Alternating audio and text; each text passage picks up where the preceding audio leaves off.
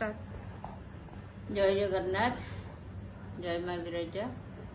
प्रतिमा शतपथी याजपुर। मोर कविता शीर्षक गुरु पूर्णिमा। आषाढ़ मासर पूर्णिमा तिथि रे व्यासदेवंक जन्म। विश्वगुरु व्यास महावेद व्यास जणु गुरु पूर्णिमा ता नाम। गुरु ब्रह्मा गुरु विष्णु जे अटंती, गुरु पुणी महेश्वर। गुरुंक चरणे भक्ति रखिथिले, संसार होइब पार। गुरु पिता माता गुरु ज्ञानदाता, गुरु परमाराध्य। तांकरी आज्ञा को पालन करिले, दूरे जीव विपद। विश्वगुरु व्यास अद्भुत प्रतिभा, विद्वान ओ ब्रह्म ज्ञाता।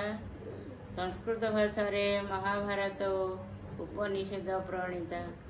वेद सहस्रादश पुराण को करिनथिले रचना।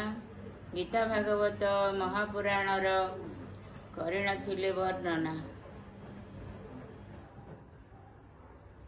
सकल वेद को विभाजन करी प्रथम प्रवक्ता हेलो।